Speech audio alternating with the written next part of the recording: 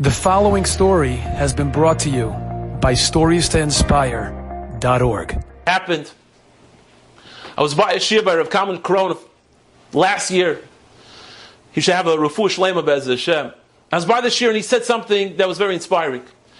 He said that someone never lost their child. And he asked the father, what was the last thing you said to your child?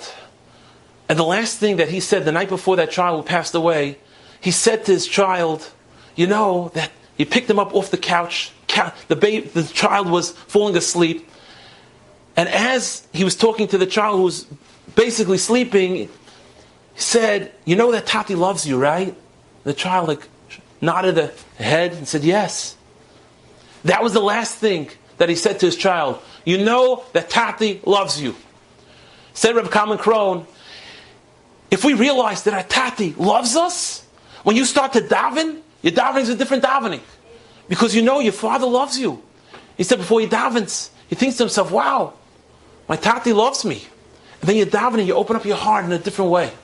Shortly after that little message that I got from Rav Kron, I went to a place where sometimes some teenagers hang out, and I know some of the kids over there.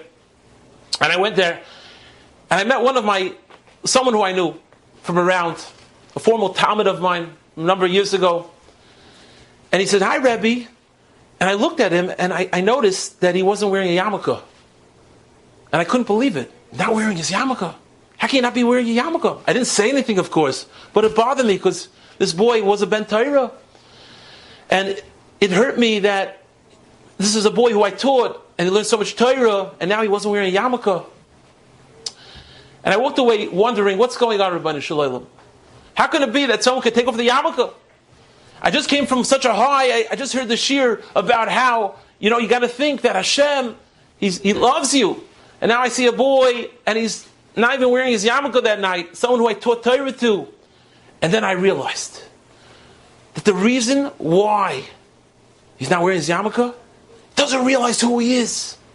If only that boy would realize who he is. He's a sar, he's a prince. Of course he'd wear his yarmulke, and he'd wear it very proud. The next day I called up this boy, and I said, how about we go meet in the pizza shop?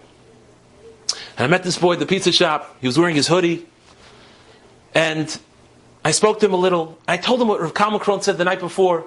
I told him how a person has to realize who they are. And I told him, how about we go to the Svarim store? I'll buy you a yarmulke. He came with me to the Svarim store. I bought him a yarmulke. I said, you must have lost the yarmulke. Here's a nice new one. He put it on.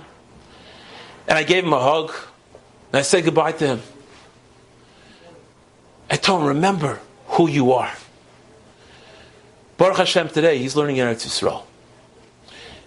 Every person goes through their struggles in life.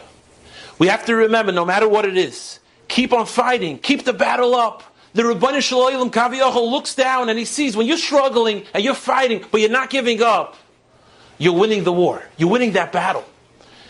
And then the Rebbeinu Shalom wants us all to remember who we are. And he gave us a lesson over here. Yaakov gave us a lesson for the ages. That if you ever find yourself struggling, you ever see yourself in a way that you don't know what you're going to do, how you're going to overcome it, remember who you are. And then vatucha. You'll end up walking away with the greatest bracha. A bracha to you is that Be'ez Hashem, in your life, stand up for that struggle. Remember your name. And the Rebbeinu Shalom will then give you all the brachas in the world. You've just experienced another... Enjoyed this story? Come again. Bring a friend.